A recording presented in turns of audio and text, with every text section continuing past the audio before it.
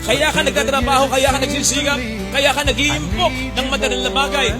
Ayaw mo na maranasan ng anak mo ang dinanas mo. Kaya ka nagdidildil ng ansin. Kaya ang gabi ginagawa mong araw, ang tang-araw ay ginagawa mong gabi. Kaya ka nagsisikap, ayaw mong maranasan niya ang naranasan mong hirap. Ano ba yun?